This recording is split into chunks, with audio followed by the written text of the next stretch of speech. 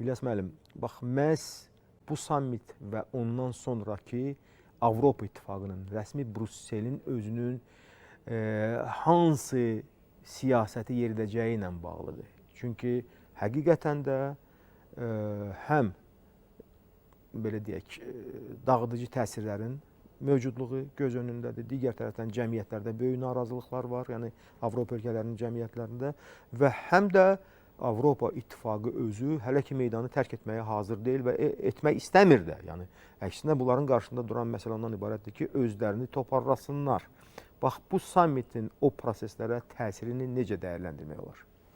Çox sağ olun Tofiq müəllim, amma hazırda yeni dünya nizamında, müasir beynəlxalq münasibətlər sistemində sanki ayrı-ayrı formalaşan yeni güc mərkəzləri arasında Avropa hazırlıqsız yaxalanıb. Çünki uzun illər ərzində Amerika Birləşmiş Ştatları və Qərb dünyası kontekstində maliyyə, iqtisadi, eləcə də hərbi, siyasi təhlükəsizlik nöqteyi nəzərdən bir çətir altındaydı və bu çətirin o qədər də güvənli olmadığı üzə çıxdı və bunu daha çox sürətləndirən, daha çox tətikləyən məsələ Rusiya-Ukrayna müharibəsi oldu.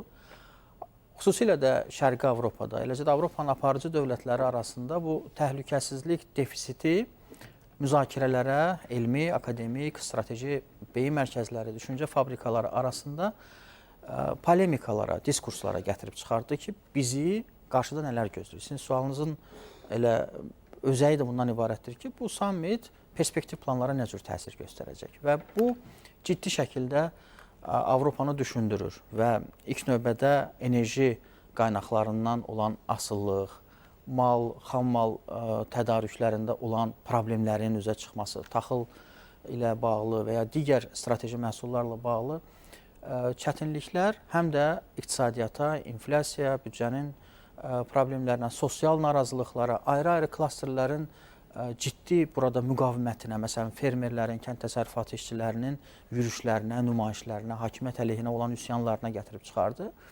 Və ən önəmli məsələ burada şübhəsiz ki, təhlükəsizlik məsələlərdir. Məsələn, mən Avropanın yolları və hərbi infrastruktura yararlılığı haqqında bir maraqlı məqalə oxudum ki, 2-ci Dünya müharibəsindən sonra yolları belə tikiblər ki, orada qaubitsalar, artilleriyalar keçə bilməyəcək. Yəni körpülər, keçidlər, tunellər ona uyğun deyil.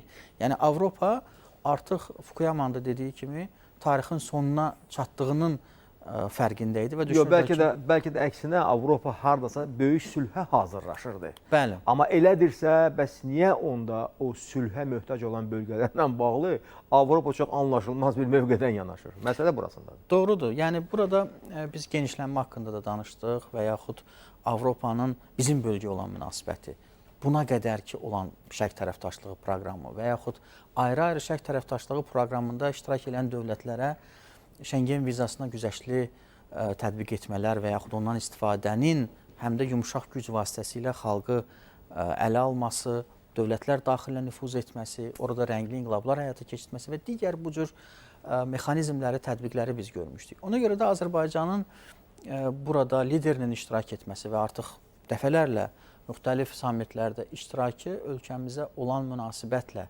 bağlıdır. Çünki burada Azərbaycanın ətrafında tərəfdaşları, müttəfiq dövlətləri, ölkəmizin qazandığı tarixi qələbə, torpaqlarımızın azadlığı, xilaskarlığı həm də ölkəmiz ətrafında çox müsbət bir aura formalaşdırmışdır. Bəli, burada ölkəmizin nəqliyyat və enerji sahəsində həyata keçirdiyi mega layihələr də şübhəsiz ki, önəmlidir və ölkəmizin elə Avropanın da gələcəyi ilə bağlı perspektiv planları öz ərazimizdə inşa etməsi, məsələn, nəqliyyat kommunikasiya ilə bağlı terminalların, keçidlərin, dəmir yolu əlaqələrinin, neft və qaz infrastrukturunun, yaşıl enerji ilə bağlı perspektiv planların icrası, məsələn, Qaradənizin dibi ilə Rumıniya, Gürcüstan, Macarıstan, Azərbaycan işbirliyi, COP29 kimi böyük bir qlobal əhəmiyyətli tədbirin ölkəmizdə keçirilməsi ölkəmiz üçün çox mühüm nəticələr kimi qiymətləndirilir və hesab edirəm ki, qarşıdakı illərdə bu cür sammitlər daha çox Avropanın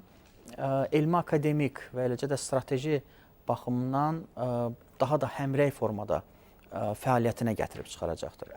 Əvvəlcəki burada güclü siyasi kataklizmlər var. Məsəl üçün biz görürük ki, get-gedə artıq sağ radikal və yaxud aşırı sol meyilli olan qüvvələr parlamentlərə yol açır. Yəni bütün bunlar daha çox miqrant siyasətinin tənqidi və yaxud hakimiyyətlər əleyhinə olan fəaliyyətlər nəticəsində özünü göstərməkdədir və Avropanın ən böyük problemi siyasi cəhətdən monolit olmamasıdır. Məsəl üçün Serbiya, Macarıstan, Slovakiya kimi dövlətlər açıq şəkildə Avropada və yaxud NATO daxilində olan problemləri dilə gətirirlər. Tənqidi prizmadan yanaşırlar. Əlbəttə öz maraqlarından çıxış eləyərək xalqın ictimai rəyin, sifarişin nəticəsini böyük tribunalardan səsləndirirlər və bunun özü də Avropanın müxtəlif kularlarında müzakirələrə səbəb olur ki, niyə deyək ki, Macarıstanın baş naziri bu qədər və yaxud Xarici İşlər naziri sərt tənqid edir. Əlbəttə geostrateji mövqedə yerləşməsi və bugünə qədər olan bağlantıların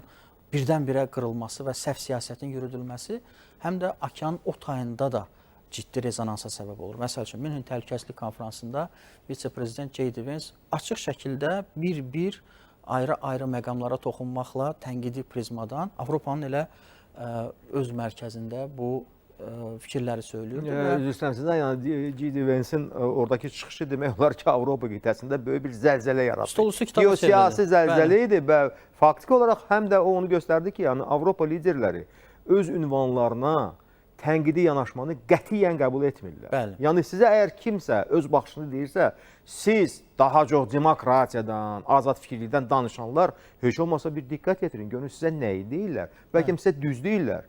Əslində elə Vance'in dedikləri də çoxsu həqiqətən reallığa uyğun idi. Və bax bu baxımdan da mən deyirəm ki, Avropanın özü də gərək öz davranışlarına biraz diqqət yetirsin və siyasi cəhətdən etika normalarını həm təbliğ etsin, həm də onlara özü riayət etsin. Birinci növbədə özü Çünki riayət biz görürük ki, bizimlə də münasibətlərdə, başqa ölkələrlə münasibətlərdə onlar necə yekəxanalıqla davranırlar və necə də artıq demək olar ki, başqasının sözün kəsirlər.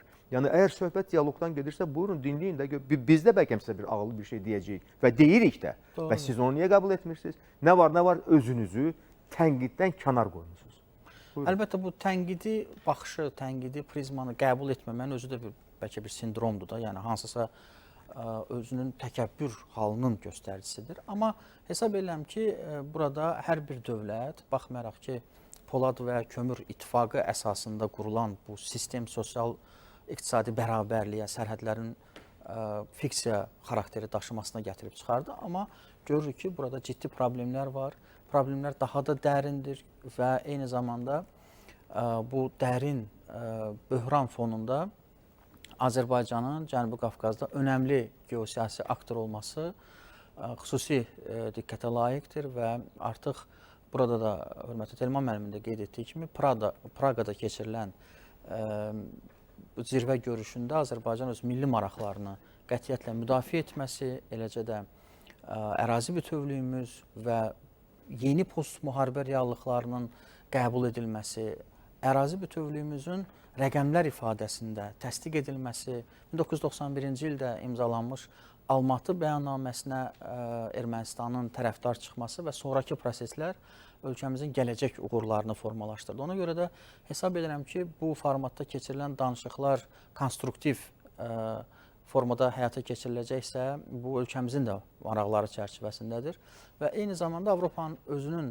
böhran vəziyyətində, təhlükəsizlik problemləri yaşadığı bir dövrdə Azərbaycan kimi hərbi, siyasi, güclü bir dövlətin burada iştirak etməsi çox önəmlidir. Baxmayaraq ki, indi bu sistem hansısa bir formada təhlükəsizlik formasiyasına, transformasiya olunacaqsa, burada əlbəttə Makron kimi dövlətlər bu əldə edilən uğur üzərində öz siyasi imicinə qatmağa çalışacaqlar. Amma bu problem hər bir dövlətə aid olan problemlərdir və bu problemlərdən çıxış yolu haqqında bu cür formatlarda, bu cür platformalarda müzakirələr həyata keçirilir.